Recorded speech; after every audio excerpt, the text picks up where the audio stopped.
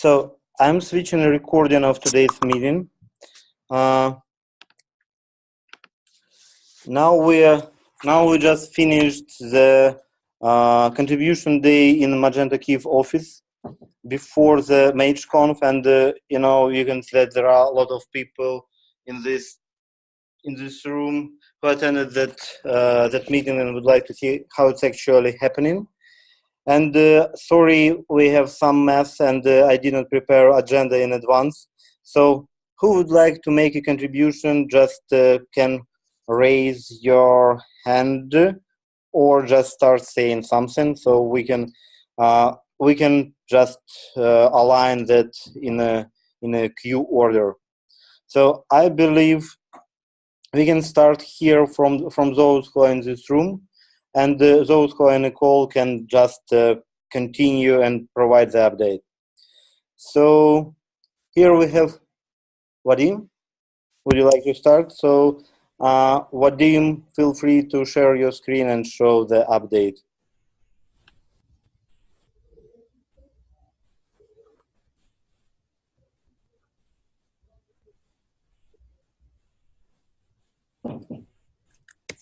So, hi guys. Should I switch to? No, you should switch on dynamic. Yeah, I had. So me and Lars, we worked on integration to the catalog search, and we stuck in some problems there because we figured out that we need additional information in our aggregated stock tables, and therefore we create a new ticket here. We already, the current task is still in progress, and this new ticket is especially interesting for other developers. I think it does not harm any customer or merchant experience, but it's interesting to know that our information, whether a product is in or out of stock, is currently based on this query. So we ask whether aggregated amount is greater than 0. So if not, it's out of stock. So I think it's all from my side.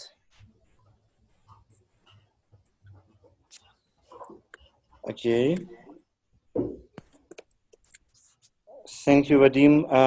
Just want to say several words regarding the update Vadim provided. That will actually really help us to support both the catalog search implementation and the category implementation, because as you probably know, the category view is a just particular case of the catalog search. So we found the drawback currently that we don't provide the search and the category view functionality for the multi-stock, and Vadim starts fixing that, adapting our search functionality for the multi-stock.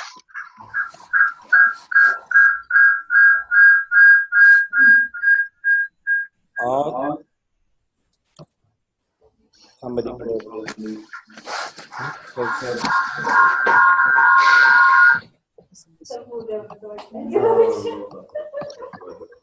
Okay, so we fixed that echo. And the next one, I believe, would be Sinisha, who would show an update in the scope of his pull request.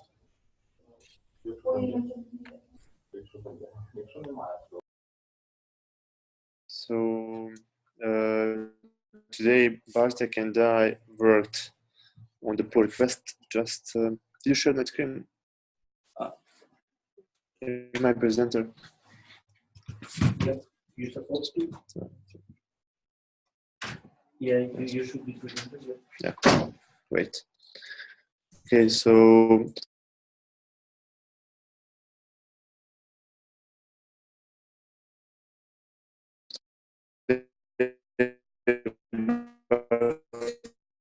Bartek and I worked on pull request, which was related to the synchronization between and we had is regarding if you want to the default source provider. Done earlier, we tried to delete legacy stock item which belongs to the default stock ID. But it looks like it didn't work as it should, because it produced some unexpected behavior at the rest of the Magento. So instead of that, we are going to just a second. Yeah, instead of deleting legacy stock items, we are going to update their stock status to 0, to not available. So all that we have done is in this plugin. So when you try to perform such operation, you're just going through the source items and you're checking if that source item belong to the default source provider, and if it belongs, then we just update its stock status to the 0. The same is done for stock item and stock status, because the same information is in both tables. So if we try to do that in the admin,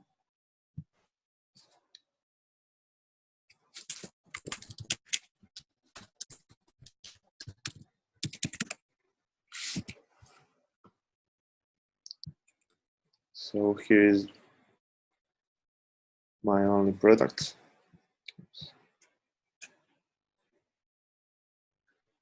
So for now, this product is in stock, and when we try to delete this source item and save it, it should be out of stock now.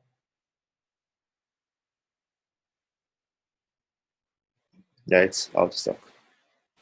So that was my part of work today. But I can show the other part regarding update or.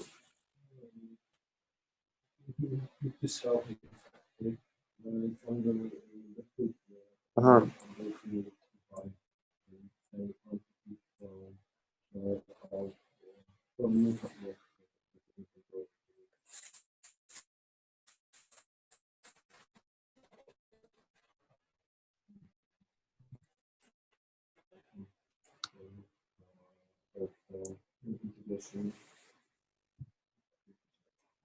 Okay, I can show what was the idea just. So yeah, when we change quantity here, for example, to 5,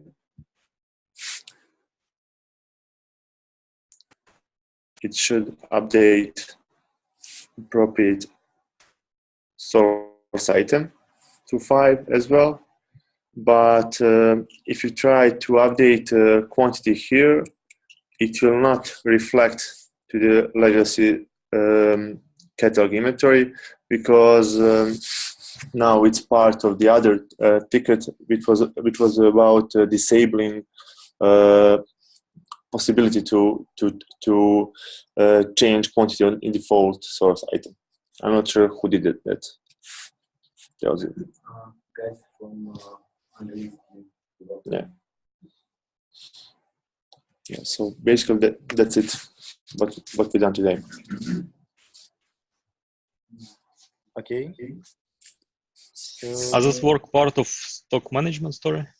Yeah. Do we have another story to disable the editing of the original quantity field?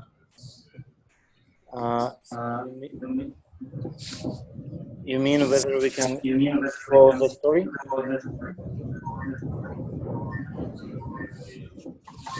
Mark? Yeah. Can you repeat that?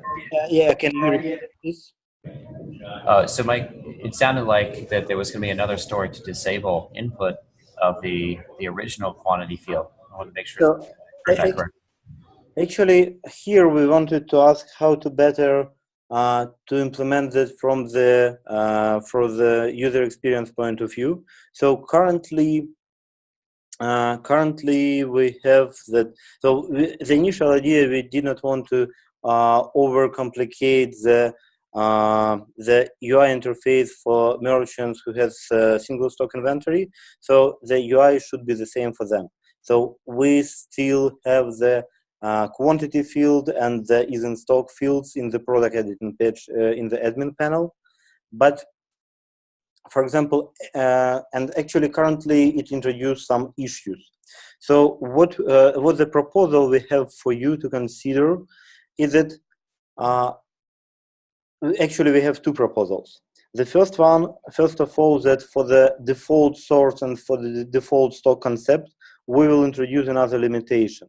So we would not be able to assign additional sources to default stock. So actually, default source and default stock would be the thing which will create for single stock users. And actually, that would be substitution of the catalog inventory functionality they had before. But if they would like to use the real multi-stock inventory, they need to create additional stocks and additional sources and assign to them. Because currently we have like pretty strange behavior because we already have the legacy stock item, and it's really hard to consider, because in the different scenarios the legacy stock item is used as a stock, and in some cases it's used as a source, because in sometimes we update data on it and sometimes we read data on it, for example for displaying or for the joining the data for the catalog search, and we make some filtering. So we use the legacy stock item both as a stock and as a source. That's why actually to fix that logical problem, we will just introduce the limitation that it's not possible to assign any other source for the default stock. Did it sound good for you? Yeah, I'm just thinking about the interaction on that page. So if they have single stock, it makes sense they can be restricted to editing only in the original field that we've always had under single stock. But then even if they have multiple right now, the way it stands, and I understand not all the pieces work, but they can edit both fields on the page. Actually, like, so what we would like to propose regarding this stuff, so we would like, so if we are okay with that limitation that the single stock, the default stock would be limited, having the default source only, we can introduce such stuff. Like if we have in a system more than one stock, so if there is any other stock except the default stock created, we would just remove the quantity and the is in stock field in the product editing page, and there would be this grid underneath of the page where there is a possibility to set up default and default source and any other sources. So because we actually no need the split the inventory manipulation on a page in two different places. Yeah, I agree. So it's something that I should review with Eugene or one of the other designers. We either can override it as you described. So if we have multiple stock, then the original field doesn't appear and they only have the grid or the new section. Or we can make it so that, for example, we gray out editing of the default stock in the new section. There's a couple approaches. I would want to check with the designer for their opinion. Yes. Yeah, so the disabling the first field in a grid, so the first row which is responsible for the default source is also an option, but it would be the user could be a little bit frustrating because to update the data for the default source, he needs to update data in the product editing form. But if he would like to change the data for the different source item, he needs to go to another place on the page to do that. Yeah, I understand. It's not my favorite idea because it doesn't meet very well the use case of stock transfers. So if I want to move 5 units from default to source A, I can't do that in one section. I have to do, add 5 to A in the source area, and then I have to go up and subtract 5 from the original box. And that's pretty awkward. And even bigger issue with this approach is that, for example, if we are going to add a product and not assign it to the default source at all, so we need to leave quantity and is in stock fields empty, and currently we have a validation there, and that validation throw an exception. So we can, of course, we can fix that, but it's still like this behavior looks abnormal from the point of view how the system works now. That's actually why we just proposing to remove this possibility if you have the multi-stock system to specify the data for the quantities and is in stock in the product editing page. Okay, I will check with Eugene on designs. Okay, cool. So the next one would be Alessandro, who will provide his update regarding the functionality of the. Actually, it's pretty similar. So the single default stock and the default source. So Alessandro, feel free to share your screen. Okay. Actually, my contribution today was just related to the limitation that we talked about a minute ago.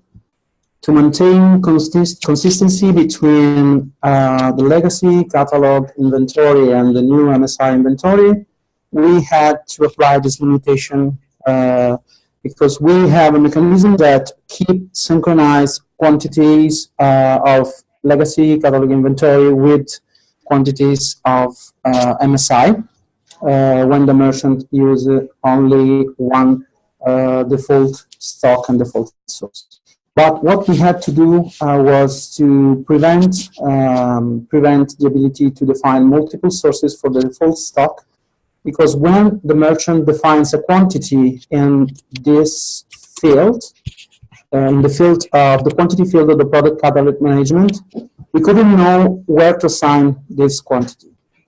So what we have done, thanks to the contribution of Ricardo and Lisa today, was adding this limitation at API level, so that I can show you that this is reflected also in the admin panel. Even if a pull request from Ricardo will disable this button for the default stock, but now for me it's useful to show you that this limitation is applied. If I try to assign another stock, another source to the default stock, I get an error here when I try to save. That tells me that we can only assign default source to default stock, and this is a precise kind of assignment. This is done by adding a plugin to the assign sources to stock interface. As you can see here in the DI XML, we added the plugin. The implementation is very simple. Before executing the method, we check if we are working with the default stock, and if we are working with default stock and the source ID array doesn't contain exactly the default source, we throw the exception. And to demonstrate that it works also on the web API level, we extended the test case of a test that we already have by extending the fixture, and it should be green. It's running now. Takes a while.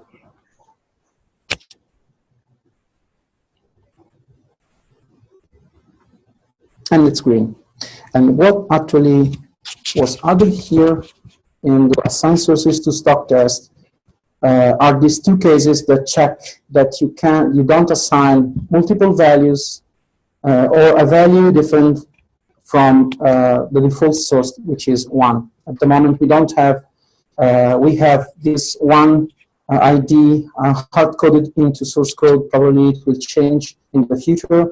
In our implementation, we don't use the hard-coded one, but we use the default stock provider and the default source provider. But the implementation of this interface actually has one hard-coded. In the future, for sure, improve this. And that's all from my side. I will start sharing now. Thank you.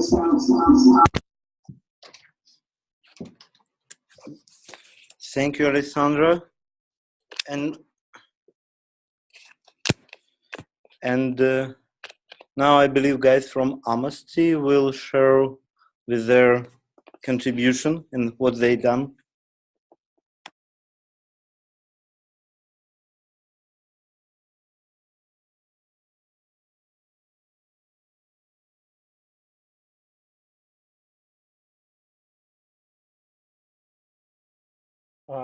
Yeah.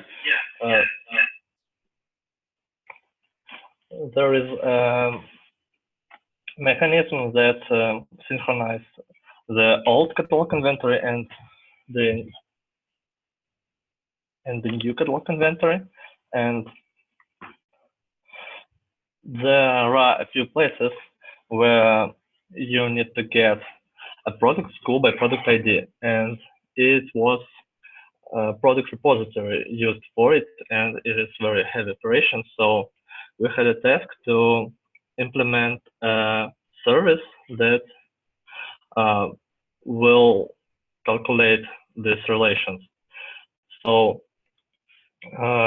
we've done it yesterday at MSI contribution day, and the other task related to it is to implement our service in inventory catalog module. And today we've done it also, but there was a funny thing. We had integration tests crashed, but everything were all right. And we found out with the help of core team that there was two methods in integration test which used the same product ID, but this product in different calls has different IDs, and the school locator service is storing calculated relations for future use. So with the help of core team, we find out that there is a document to isolate testing. So store locator will recalculate these relations, and we be good to merge it to make a successful pull request.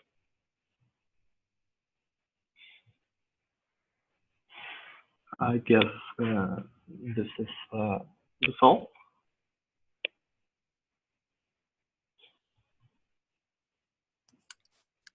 Okay. Thank you. And Alex Yakimovich, are you ready to share your screen and show your update? Alex?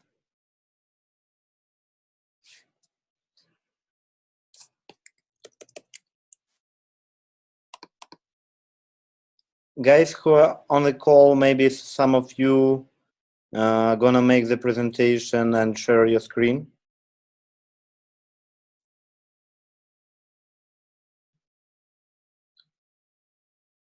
Does anybody want to share? Because I know that Alex wanted to share with his update.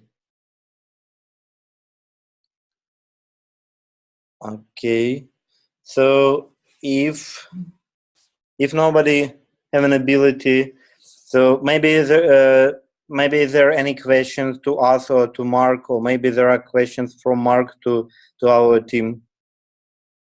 One question from my side. Can you show what stories were closed during this week? Yeah, I had the same question. Actually, like we need to, I will share my screen.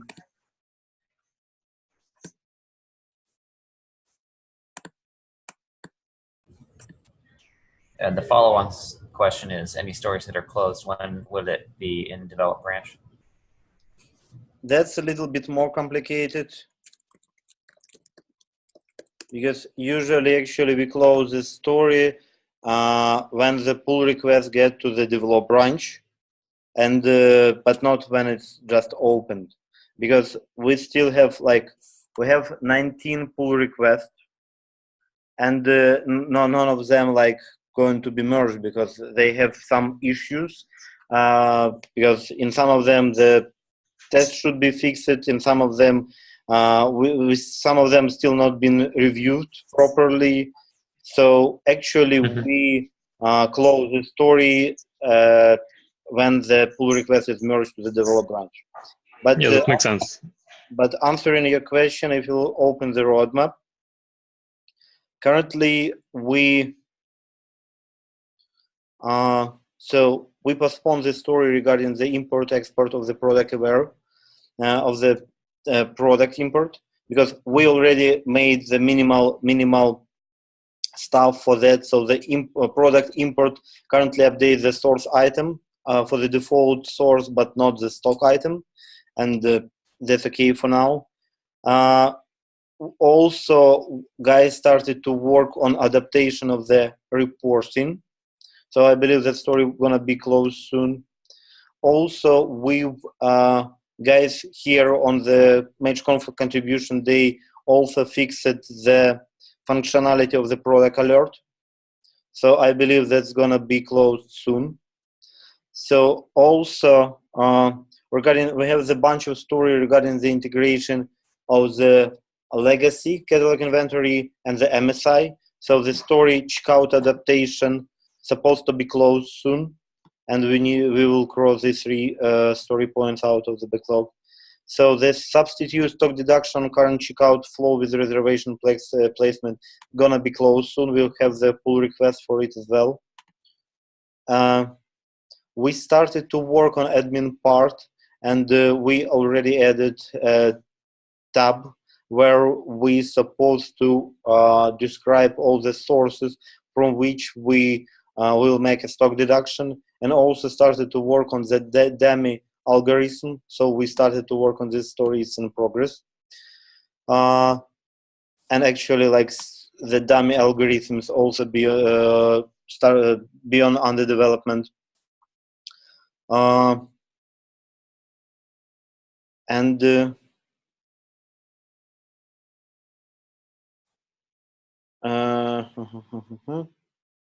Actually, all of these 3 stories supposed to be closed because we have the pull request for all of them, and actually the last pull request being presented by Sinisha and Bartek today. So that was probably the last pull request we needed to fill the gap on legacy and new MSI integration, and making sure that we have the data consistent in both of the storages. So all of this bunch of these 3 stories gonna be closed.